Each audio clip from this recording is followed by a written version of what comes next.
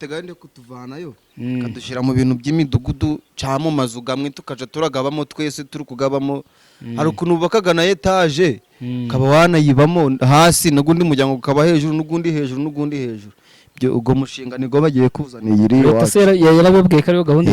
bagiye kubaka ama etaje nyine nkagaraga baga Kigali gageretse umuryango ukaba hasi n'ugundi muryango ukaba hejuru n'ugundi guco kumva mugiye kubaho nk'abanyaburayi no kujuvuna ribera muri etaje noneho bazashiramo n'ibintu by'amatara bazashiramo n'ibintu by'amatara umuntu aje yitakanda kugikutamo z'umurugo witegwa itara ritegya nibiza kareka naho bizongera kuza ngo ni kera nejo bundi mujye mushimira rero leta no mubyeyi leta mujye mwishimira ari byifasha nagahinda mani nyine ku muntu utaru hari yongeye kubisubiramo mba numva nyine afite nk'akabazo ukuntu kubera ko phone yanjye yari iriho ku mugoroba maze kuvugana na shiri wanje nyine tumaze kumubwira ukuntu ibintu meze imvura itangirirwa gake gake imvura iragwa amasambiri irakomeza igwa amasaha 3 tujya kuryama nyine noneho shagera noneho bari banatetse n'akantu karyoshye kakaboga nyine kakanyama ndavuga ni ngewe ndaza kukarya mu gitondo ndavuga ati nare imvura nabyo yarabijyanye nabyo nibirgira bijyana imvura iraza nyine turyamye ukajya ngiye kumva ngiye numva amazi angezeho amazi angezeho nkozemo gutya numva na amazi nibwo kubwira abandi bo mu nzu nyine tidora amazi n'iki yatugezeho bimeze biteye imvura igeze mu nzu twumva induru nyine bayaye umusozi abaturage bari gusakuza cyane ariko abantu hari abatuye babacumbikira mu tugari mu mashuri kuko nyine amazu yose yaragiye aramanuka yose ubu nta nzu wapfa kubona iri iwacu nyine ihagaze kenze za nzu nyine ziba zifite nyine zikomeye ariko abandi bo batuye mu tugari ibintu byarahindutse byarakaze nyine ubu kwa Nsabi niba umunsi kwa Dogiteri Nsabi uyu nguyu Nsabi ukina amafilime bamwita ubundi Nsabimana Eric turaturanye gutya twe dutuye Kabogobogo ruguru bo batuye hepfo y'umuhanda muri kaburimbo ngiye irubavu nakubwiye ni kwa mukecuru byara mama impamvu yanyanze ngenda yise impano ye ni yanjye birasa tuvuga kimwe ntago yagufata ngo ushyira mu bintu byamugize hiti ngabikuvanemo reka wapi wowe nawe muvuga kimwe tuvuga kimwe dukora bimwe dusesa kimwe nyine yararebye abona turi kujya kunganya ibintu kujya guhuza aravuga ati ntago nafata umuntu tuvuga ibintu bimwe dukora bimwe ngo mushyire muri timu yanjye bakurikira ndetse bakarekana hari ibinyusi TV kugira ngo wereke abantu ko ibyo uri kumbwira ari byo uvuga kimwe na Nsabe mukora ibintu bimwe cyane rwose turanabisabira akantu umuntu utuma abantu bari kudukurikira hane Binyusi agiye kuduha akantu k'umunota umwe ntaribi atwumvisha uburyo avuga ki nka Nsabe Nsabimana Eric umuhungu w'iwabo ubundi ndagaruka nkubaza andi makuru ufite amakuru menshi yawe ndakubaza nuri ya muhungu none najyaga numva nabuze umuntu w'iwabo baziranye uzayamana Nsabe turaziranye cyane n'umugezi tuvomaho n'umwe kabisa ngano ko nyumvisha ko wowe na Nsabe muvuga kimwe mukora ibintu bimwe mboka nkubwire igihe mama yaraye kumbwira ngo ni nshaka umugore ahubwo joro uko bimbwira telefone yanjye itizima sinamenye ibyari byo yawesha ubwo ko n'urugumya ngo nshaka umugore yawesha urugumya ngo nshaka umugore zuyewe ndani n'abagore b'iki gihe bagiraga sha yawe kandi waranambwiye ngo impamvu watandukanye na papa ngo ni ukubera wowe wageraga ikida kinini ukajya byinshi none Yaman is your boy T-Rain the Rain Bishop Gakweto Terabyte ziswaga nkuko mubizi ni M1 TV tuba twagiye impande n'impande z'igihugu tubashakira ibintu bitandukanye ibiganiro imyidagaduro tubagezaho kandi tubizi ko bibashimisha Yaman no munsi ahangaha turi rero turi kumwe n'umutumirwa kuva i Rubavu ku Gisenyi ikaze kuri M1 TV ya murakoze ntari watangira wibwira abadukurikiye ngiye bundi busanzwe nitwa Umuhire Pacifique amakuru y'iminsi meza cyane ntari kabisa banje kukwihanganisha no kugufata mu mugongo kubwo ibibazo by'ibiza cyane muri ino rwose minsi mwahuye nabyo bikabakoraho. twahuye n'ibintu birenze, imvura yaraguye mani ni danje nyine, ni story ndende tu story ndende byatari. Ese nk'umuntu utarabashije kubona ariya mashusho ya hano iwanyu Rubavu, wamuha image ye ukuntu byagenze, byatangiye gute, birangira gute, mwabashe kubyitwaramo gute, murabona muragenda musubira mu buzima busanzwe cyangwa hari imbogamizi zihari? Muri make nyine wabwira abantu uko byari byifashe. Nagahinda mani nyine ku muntu utari uhari yongeye kubisubiramo mba numva nyine afite nk'akabazo ukuntu, kubera ko fone yanjye yari iriho ku mugoroba maze kuvugana na shiri wanje, nyine tumaze kumubwira ukuntu ibintu bimeze, imvura itangirirwa gake gake. Imvura iragwa amasaa 2 irakomeza igwa, amasaa 3 tujya kuryama nyine. Noneho shagera no bari banatetse n'akantu karyoshye kakaboga nyine kakanyama, ndavuga ni ngewe ndaza kukarya mu gitondo. Ndavuga ati nare imvura nabyo yarabijyanye mane nibirgira bijyana. Imvura iraza nyine turyamye, ukajya ngiye kumva ngiye numva amazi angezeho. Amazi angezeho nkozemo gutya numva nta amazi. Nibwo kubwira abandi bo mu nzu nyine tidora amazi n'iki yatugezeho, bimeze biteye imvura igeze mu nzu. Twumva induru nyine bayaye umusozi, abaturage bari gusakuza cyane. Ariko iwanyu cyangwa mu nzu y'iwanyu nta muntu wahaburiye ubuzima kubera ntawe, ahubwo abaturage, hari n'umukobwa wari mwiza biteye agahinda, amazi yaramutwaye nyine, twamukuye hasi cyane, niho twamuvana. Ari sheri wawe twakundanyeho, ariko ntiyampamaze mpita mukatira. Twapfuye ko nta kintu yamariye nyine, nawe byumva nk'umuntu mukuru. Birumvikana. None se urebye ko nabonye abantu ibiza byagiye bikoraho inaha, numvise ngo hari gahunda yo kubafasha abantu, hari abatuye babacumbikira mu tugari, mu mashuri, kuko nyine amazu yose yaragiye aramanuka yose. Ubu nta nzu wapfa kubona iri iwacu nyine ihagaze, kenze za nzu nyine ziba zifite nyine zikomeye. Ariko abandi bo batuye mu tugari, ibintu byarahindutse, byarakaze nyine. Ubu ngubu niba niyo kawunga, niba n'uwo muceri, niba abana babaye simbizi tu, ko ngewe nahise nzi Kigali. Nose ubundi hagati aho ngaho, ubundi nta kuntu, ubundi ni mu manegeka nk'uko babivuga aho hantu imvura yatwaye nk'uko twabibonye. Ngewe nabonye atari mu manegeka. Mwebwe kuki bemeza ko mutuye mu manegeka, mwe mukaba mudashaka ukuntu mwakwimuka mujye kuba hatari mu manegeka? Rega twasanze aho ababyeyi bacu batuye, natwe hariho nose uzasanga umubyeyi niba yaratuye aho mu manegeka akaba hamaze imyaka zirenga 30, wowe nawe uhita wumva ko yamanegeka nyine ugomba kuyabamo, kuko n'ababyeyi bawe baba bayabamo kandi naribi. Mwese ni ngombwa ko mugendera ku mico y'ababyeyi ya kera. Rega ari ukuntu uvuga ati mu rugo nimba bari mu mutwe badasobanutse icyo gihe, nk'uko uno munsi dusobanutse twebwe nk'urubyiruko ruri sharp kandi dusobanutse, twabashyiramo ukuntu twava ahantu haratuma ubuzima bwacu bubigenderamo, tujye gutura ahantu heza leta ishaka atari mu manegeka, ku buryo nta buzima bw'abantu nyine bwahagendera. Nyine si by'iterambere ryaje, kuko ryaje muri iyi minsi mani. Tuvugishije kuri kera, niba umubyeyi wawe yarabaga nyine atarize, nyine icyo umubyeyi yabaga ari cyo nicyo n'umwana yakundaga kubacu. Mpamvu usanga dufite imyumvire yo gutura hahandi kuri gakondo. Buriya no kuza i Kigali ni ukubura uko umuntu agira avuga atereka higa arebe, ubu umuntu abakina amafilime n'iki agira ngo arebe ko yazamuka. Hajya ukina na filime? Ndakina, ntago wari ubizi. Genda umukomediye mani guturuka kwa Nsabe, twari turi Rubavu turimuka tuturi Musanze. Mbere yuko iriya mvura igwa waravuye i Kigali uri iwanyu? Nagiye gusura mu rugo nyine. Imvura igwa ndi mu rugo, iratembana na za nyama nakubwiye byose. Nyina amafilime da. Ndakwihanganishije, nihanganisha n'umuryango mugari wagiriye ibibazo muri birabiza byatewe n'imvura. Mukomeza kwihangana, mukomeza kandi no gukora subscribe, share, comment and like kuri M1 TV. Tuzakomeza kubavuganira kandi tubafashe mu mugongo igihe cyose. Murakoze cyane, nari kabisa. Ni ukwihangana birabibaho. Bibaho, ariko nyine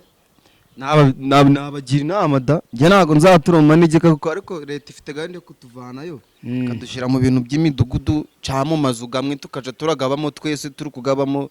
hari ukuntu bubakaga na etaje ukaba wanayibamo hasi n'ugundi muryango ukaba hejuru n'ugundi hejuru n'ugundi hejuru ubwo mushinga nibwo bagiye kuzanira iri iwacu yarababwiye ko ariyo gahunda bagiye kubaka ama etaje nyine nkagaraga baga i Kigali gageretse umuryango ukaba hasi n'ugundi muryango ukaba hejuru n'ugundi guco kumva mugiye kubaho nk'abanyaburayi no kujuvuna ribera muri etaje noneho bazashyiramo n'ibintu by'amatara bazashyiramo n'ibintu by'amatara umuntu aje itakanda ku gikuta maze umurugo witegwa itara ritegya nibiza kareka naho bizongera kuza sizi ngo ni kera nejo bundi mujye mushimira rero leta no umubyeyi leta mujye muyishimira leta ni umubyeyi aradukundaga cyane none dufite n'umuyobozi mwiza udukundaga cyane murabibonye bireke none je nyinaga amafilime wababwira bakaja barakora subscribe siko bavugagara cyandi kubyica ukina filime se witwa nde nyina comedy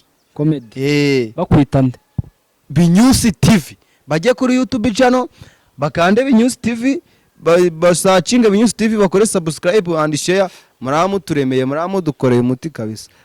n'ubusanzwe witwa Binews nitwa Binews TV wandika Binews kongeraho TV urakoze kunyinjiza muri icyo gice cyerekeranye no gukina filime nagiye numva kenshi nyine ngo hano i Rubavu hari abana bafite impano benshi cyane cyane izo twari tumenyereye twebwe i Rubavu nakubwiye ni kwa Mukecuru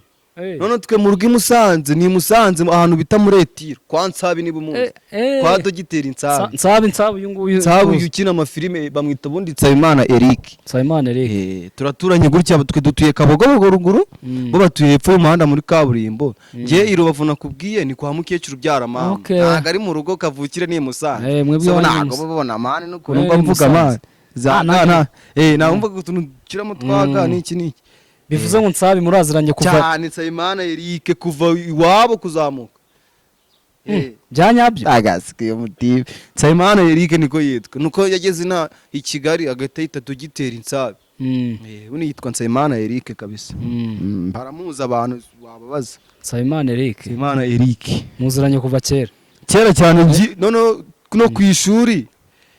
yigaga mu wa gatandatu niga mu wa kane akina amakinamico ku ishuri baramuzi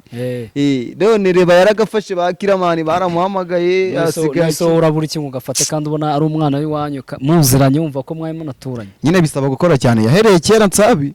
nanamwandikiye kuri WhatsApp none ati rwose ko duturanye ko dutuye mu mudugudu umwe wa Kabogobogo hari i Musanze murenge wa Muhoza ntago wandemera ko ndukakira muri timu yawe ya Batoni na ba Rusiya bafite n'ababikokora nyine n'abamuhoza arabafite n'ababijiyobije ntago bazi se babyabisaza nyine ndabazi bose agati ntago banshiramo kweli ati birasaba amafaranga n'iki ndamureka nyine mfonda gacano kanye niko nababwiraga ko ari Binews TV mwe mujye gusa munkurikirane murebe ni Binews TV mukore subscribe Mwese kuki yanze kugufasha kandi ari umuntu w'iwanyu hari kimugeza akwaka umuntu w'iwanyu ntago bundi apfa kugufasha uzarebera iyo ugereye i Kigali mpamvu niyiziye ni Kigali ugera i Kigali ura n'umukire atakuzi nose Nsabimana Eric hari ruswa cyangwa gitigeza akwaka kugira ngo agufashe cyangwa we nuko yabonye ahubwo nta mbaraga nawo bishyiramo oya impano ye impamvu yanyanze ngenda yize impano ye ni yanjye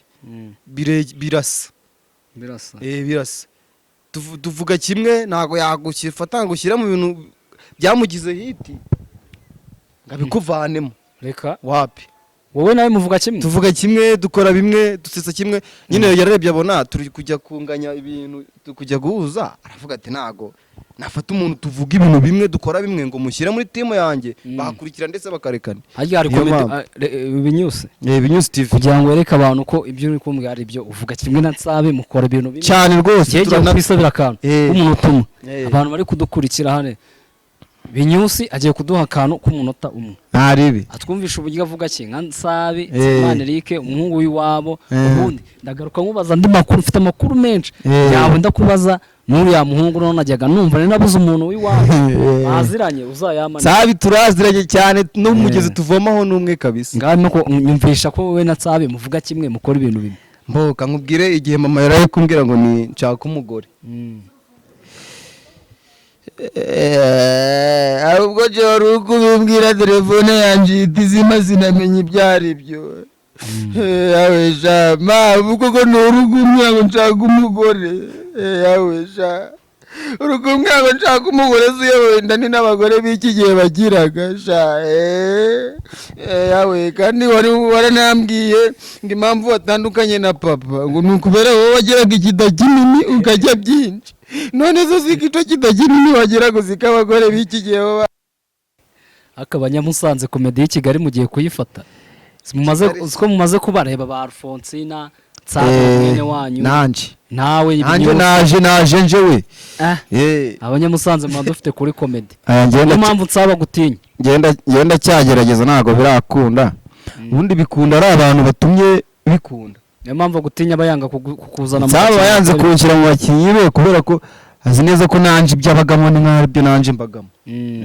ibyo akora ibyo ajaragara akora nawe ubyo ntabwo washobora kubigamba mwana buri muntu abagaze ibyo inyogoye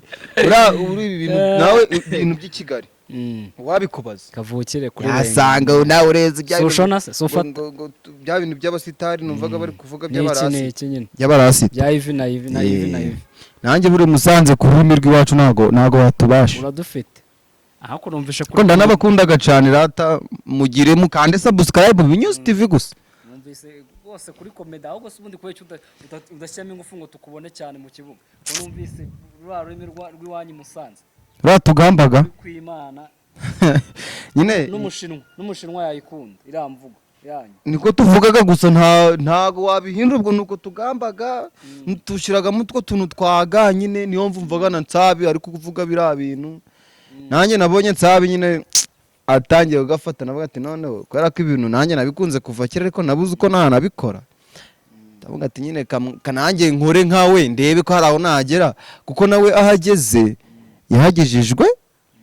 n'abantu nyine bagiye barakanda subscribe barakora share nanjye ni mukande subscribe Binyuze TV mu nkurikirane wabonye muri quartier iwanyu umuntu agafashe ari Nsabi uravuga ati nanjye ngiye kuva i Musanze nerekeze nzi Kigali hano Kimisagara kabisa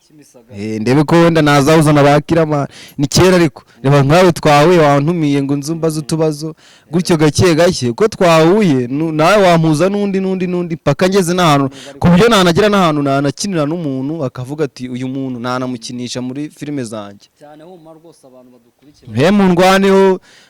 mbahani Kigali kabisa ndi umunyamusanze kwa Nsabi mbahani Kigali Kimisagara ushaka ko ngukinira wampamagara ntari bitu agukinira Binyuze naam amakuru nshaka kubaza ko muvandimwe wane wewe watumye tumuvugaho nta kibazo amakuru njya numva ngo kera rukuntu ajyaga rwarenga indwara y'igicuri Nsabi se ko nubundi amakuru ngenda yafite Nsabi yarwaraga y'igicuri kikamufata none igihe cyamufataga turi nko mu ishuri Nsabi turi nyine we yigaga mu wa gatandatu nje ubwanje nje nigaga mu wa kane kikaba kiramuteruye abarimu bagahungiza kikamukuta ariko kubera ubu yagize amafaranga igicuri ntago naco gisigaye kiramutinya ariko ibintu byose iyo bibonye ugize amafaranga birahabaga ntaho bipfaka kukwegera ubu igicuri menya yaragikise gusa wagwara igicuri mutubwire ubu wagwara igicuri ukaja kubana na Kiramani areka Nsabi yibera hari Nyamirambo hepfo mu marangi mu biryogo arwara igicuri ariko cyarakise cyarakize ntarebe kabisa nta nubwo bitureba none Binyuze nk'abantu badukurikiye ikintu watubwira utuzaniye urabona Nsabi we aradukomye arabahereza ariko nanjye munyitege man mwe nimunshigikire gusa Binyuze TV gusa wowe reka nkwereke ndashaka umbwire udushya utuzaniye aka kanya nako wabonye ko kwigaragariza abantu batajyaga bakubona kandi batayibona kuza kabisa nkubitira agashya hano uvuga ati ngiye kubaha aka kantu ndabizi kazakoma Sabi nawe uri kunyiga mwino minsi azaza nyishaka azantumira man azansabi we uzantumira nukuvuga ngo mama wawe yakubwiye mushaka umugore ndabyanga ndamubwira nti abagore bajyaga byinshi ariko wowe wajapa gushaka umugore ariko ubundi ntago naguhaye iyo story nje naterese umukobwa ndakagira inkuru Figera i Kigali nahise mfite umukobwa w'i Kigali umwe mbo umukobwa ndamutereta kaje arambwira ngo I love you byo mu Cyongereza nanje nti ntaco nanje I love you sinamutumiye mu rugo duteka ikiro c'ubugari ndi kuvuga nti ikiro c'ubugari n'ubunyobwa nje na sheri wanje wo nateretaga we w'i Kigali duteka ikiro impamvu nise mvuga ati nje nta mugore nazana ikiro c'ubugari hariya insambaza ubunyobwa dushira hariya nje byahize binantera nagahinda niyongeye kubivuga mitaga ndakara uwo mukobwa araza ikiro ndavuga nti kaduteka ikiro tugitekere rimwe none ko umugore ikigarura biza ubuzima buhabaga kuntu bugoranye genda narabonye ndavuga ati ubuzima bw'Ikigali buragoraga cyane kirubwo mwe mwatekere saa 6 n'ijoro mwatekere nje nivugiye ntinje kubera mbaga muri geto namara gutaha kwa kandi twasigaje ndakajya ni mugoro twaraburiye ndahaga umukobwa arakomeza arajya ejo bundi mu byejo bundi ngiye kumva numva mawe arampamagaye ngo ariko ngo ntori washaka umugore ese bunashaka umugore nazanye umukobwa kunsura gusa twari ikiro c'ubugari n'ubunyobwa n'indagara n'insambaza ese umukobwa avuka I Kigali ni kavukire ni oya nuwina hano nakavukiye zikunda ubugari yaraburiye yaraburiye ndavuga ni shemo n'uwiwanyu Musanze cyaka baruri iwacu akaba yarabaye mwiza kubera ko yatuye I Kigali kandi wanyu n'abantu beza wapimwa n'ibisabune gusa ndagazi naje niyo mpamvu mbaga navuze nti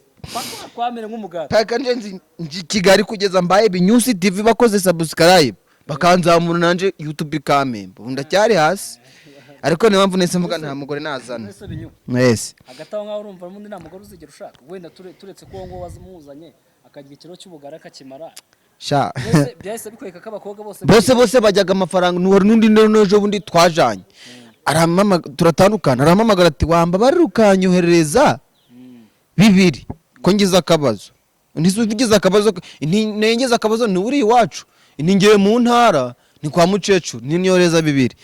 nishireho nayo gukata kugira ngo kuri Tigo bambe muri gare bagire batavuga nk'amafaranga nago guzuye ndagamwoherereza ndenzaho nabwo gukata nje ubwanje nje ndagarenzaho ngashira none yaraje sinamanutse nkamanuka nkuru kuje Nyamirambo nkamanuka mu Marangi nkamusanga byabe ari kumwe n'undi musore nje nta mugore nzashaka ni mu byumve nta nuwo nazana bajyaga byinshi yes ubundi mbere yuko mwaguhatiriza gushaka umugore ufite imyaka ingane numve nimba igeze iwararengeranye igihe cyo kumushaka imyaka mama wawe bikaba byaramurambiye byaratangiye no kumutera ipfuno imyaka ziri kuba ingahera ikenzo ndebye kuri kwiranga muntu ntapfa ko bimenya ubuzigo umuntu ubuzizo ufite urazizi urazimenyaga izawe urazimenyaga je ntago izanje nzizi rero ariko ndakuze nshobora kuba mfite nka aya ni myinshi ase kuba iki kintu cyose mwongeraho gamwa aya nta gamwa zuzikuye ni ga nyine ndabakundaga cyane ndajyaga cyane ndavomaga cyane ndafuraga cyane niko tuvuga nyine ni nkuko namwe I Kigali gana cyane nyine ndabakundaga cyane ariko ino bongeraho gamwa nta harabiriye iwacu zajaga basigamwa gabasi wamumbeshi hari n'indi video nakoze nayo ndayikora ya uploadinga nayo bayisanga kuri channel yanjye ngiye nkugira inama kwa kuvugana n'uramutipe rero kubatandukanye birimo biranananira Binyusi wewe nkugira inama nunze mu gihe mama wabo washaka umugore nibyo wanyakuriye nese ubu umustar abakobwa b'i Kigali nta mugore ugira abakobwa muzita nimwe manze munshigikire mbu murasita nje nzamushaka ibyo byo kubikora ni nk'akazi ahubwo ngewe ndumva twagushyigikira ariko ufite n'umugore nese n'ubu umustar uretse wumva ko nabwiye sheri agahita mbwira mpamvu navuze nje nta mugore nzazana reka wumva ukuntu abwiye sheri njya agahita ambwira icyo gihe nayo nishimye na rojeri shamwa noneho umunsi ndakugurira kubera ko nizihiwe ndakugurira cyane ntundi mushiri nyine na nundi wa kabiri nahise mkomfirima kuvuga nti nta mugore nje nzazana wumve nuko umunsi ndakugurira nizihiwe mfite umunezero sheri ubwo duhure nkugurire ukumva ati suriye nindi hano mu rugo ntitwahura nisibishimiye iki ntimbwa nahita mwati imbwa yanje yabyaye bibiri yantuko ndayigurisha kubera ko imbwa yanje yabyaye sheri aranyumva arambwira ngo uri igihone ngo uri igihwerahwera njye nayo mwishimiye kuko iyo mbwa ndayifite mu rugo irahabaga ese mbwira bya cyangwa irabwagura hari we wabiteye ahubwo icyo cyo kubyara nanje nico nahise menya ko nyuma nishe nta himbwa ibyaraga ubwira irabwaguraga irabwagura ntago ibyara icyo nacura ki cyo menya n'ikinyarwanda nibavuga imbwa irabyara imbwa irabwagura ninje wabyishe nje naramuhamagaye ntimbwa yanje yabyaye ngo yabyaye bibiri nguze nkugurire twizihibwe kubera ko imbwa yanje yabyaye ariko birangira nguri igihone ngo kavuna umuheto ngo wambwawe ubwo wazana umugore ntiyagutwika arata we ibyo nanjye mbaga ndi kuvuga ariko nawe muzanye wahindura ibyo wari usanzwe ukoresha n'imyitwarire n'imivugire byose byahinduka ntabwo wajya uzana iby'imikino nereka manze nubaka izina mwana nimara kubaka izina ibindi uzambaze reka banze njyewe nubake Binyusi TV igaragare nanjye igereweho nk'abandi bose ubundi reka nkubaze ibi bintu wabitangiye ryari byo gukina amafilime n'amakomedi cyane kera cyane nanjye natangirira rimwe na ntabi kera cyane mu mwaka nyine muri corona hari muri rwa mwaka ariko ndi kwibuka 2019 ubwo nibyo ngibyo byari 2019 niho natangiye gukina filime cyangwa gukina comedy gusetsa abantu ariko mbonye n'umuntu ntumiranga mu kinire filime amerore muri filime ze naza nkakina narebe gukina comedy usibye kuba uvuga ko mwene wanyu mwakuranye muturanye Nsabimana Eric dogiteri Nsabi wabonye aje Kigali agafatisha ahita agafata nanje nayisense nawe wumva ko waza Kigali ugafatisha ni ukuvuga ngo wabikoze nk'umuntu ubonye mwene wawe yarabikoze bigacamo cyangwa byabikurimo ubikunze byari bindimo nkaburaho nabikorera mbona umuntu duturanye ari kubikora bigakunda mbone ndeba n'uburyo abikoramo nanjye nabishobora nanjye bamita mvuga ni iki nico ngiye gukora korana Nsabi niba yagafashe katwe duturanye twavomanaga ku mugezi gumwe twaryaga bimwe duturanye bajaga no kurahura iwacu tukaja kurahura iwabo mwese mvuga ati nanjye kamwigane nta kibazo we wararebye ubona yabikora uvuga ngo nawe ugomba kubikora nahise mwigana ntago ruko mwiga impano nari nyifite ahubwo nkabura mbikora nuko babikora ntabizi ndebera ko rinde kuri Nsabimana Eric ndamwemera cyane buri nanamukundaga cyane nawe arabizi turaturanye muri Etiro i Musanze ugisohoka mu mujyi wa Musanze ahantu tubona hamanuye umuhanda batuye epfo y'umuhanda no kuvuga ngo nyine wanyu neza muraziranye Nsabimana Eric duhe yamenya yanyimye na role muri filime ze kubera tuvugaga ibigambo bimwe ubwo wa umuntu mukina na ufite impano jya kumera nk'iyi kandi abibona niye kandi ururimi rwanyu mwese Musanze ari rumwe ntago yago cyo ngicyo cyatuma akwima oya nabyo naco nico narakigenzuye nsanga nico cyatumye atankira muri filime ze irebe ku Irebero TV hari cyane afite gutyo yitwa gutyo ikintu nge nasaba abantu badukurikiye M1 TV kongera kubibutsa no gukora subscribe urumva mugakora share comment kandi banyarwanda mugasimbukira no kuri Binyusi TV umuvandimwe kuva i Musanze tukamusunika tukarako yazarenga umutaro pe kuko murabona uno muhungu arashoboye kandi aranashobotse ndabeshya Binyusi oya ntago ubesha noneho twakora papa yagiraga inda ajyaga byinshi cyane yari afite inda yajyaga byinshi cyane natetse saa sita mawe arampamagara ati none ko watetse ibiryo biri mvuko namubwiye ntaro ahubwo ni mpamvu nafashe ibijumba nkabishyira munsi y'intarure kwari kugira ngo papa atabijyaho kubera ko urudani n'ibisi papa ageraga mawe nawe rero ubu ni papa wari ufite inda nini ako nako nta kandi kantu kari kuri YouTube yanjye abantu b'i Kigali ko batazi imarure ni ibi intarure rata wewe uri kureba iyi video ni kwa kundi ufataga igiti kimwe ukagishinga hiri iwacu niko tujyamaga no kwa Nsabe intarure ufataga igiti cy'intusi ukagishinga aha ikindi ukagishinga aha n'ikindi ugatambikaho ikindi ugahita ukora uburiri. Intarure rero ni munsi ya bwa buriri. Wanyu murara ku kintu bita intarure. Ibiti turabitambikaga bikavamo igitanda. Niyo ntarure rero namaze guteka nadagara nago gubiza. Namaze guteka ibijumba mitambishira he? Munsi y'igitanda. Munsi ya ntago ari igitanda, munsi y'intarure. Bayitaga intarure. Tuyitaga intarure iri iwacu. Papa arabishaka ati binyusi ibijumba biri ntago natetse da. Namubwira nti ntago natetse. Ati kandi wacana umaze kunanirana ariko papa ubu naba natetse ntusinguhe ibiryo. Mama hitamo amagara ageze mu rugo nti mwana wanje ko nabuze ibijumba n'imboga wabisize. Impamvu ni nabifushe nkabishira munsi y'intarure kwaru kugira ngo papa atabijyaho. Mama mwazanye Kigali se cyangwa nacyari Musanze? Mama ari mu Retiro i Musanze. Papa wawe. Papa nawe bari kumwe i Musanze waba uri kubajana uruko kuntu Kigali imeze. None uko bagiye kukubona bakabona ni bambona atavuga ati kabisa noneho binyusi wa muhungu wacu i Musanze byaje gucamo ariko ntago birashobora atabara babeshya je bizaca maruko nanje maze kugira ca nifatika igaragara. Undi kintu cya mbere no kubanza ukereka abantu ko ushoboye. Genda ashoboye nzi gukina comedy nzi gukina filime byose je nisabira wamakazi cyangwa se nkamukinira mu mafilime ye. Tukabona ko i Musanze harimo haragenda hazamuka havuye umwe bita Dr Nsabi ariwe bita Nsabimana Eric. Haraje havundi ariwe Binyusi TV. Binyusi TV ujye ukongera ariko. Binyusi TV barako wantumiye ndagushimira cyane. Kunkorera umuti kabisa. Okay, nkuko mubibona M1 TV. M1 TV twe niduhwema kubashakira impano zitandukanye zimwe zidakunda kugaragara ziba ziri muri quartier epfo yo ngiyo. Niba nawe ufite ubuhamya, ufite impano, ufite ikintu ushaka kutugezaho, twandikire kandi turi tayari natwe kuguhamagara ukaduha ubuhamya bwawe, ukaduha ubutumwa bwawe, cyangwa se ushaka no kwamamaza kuri M1 TV, ibintu byose twagufasha tukabikora. Turagusaba icyambere tugusaba no gukora subscribe M1 TV, subscribe Binyusi TV, subscribe kuri The Rain Official, ukajya ukurikirana ibiganiro byacu.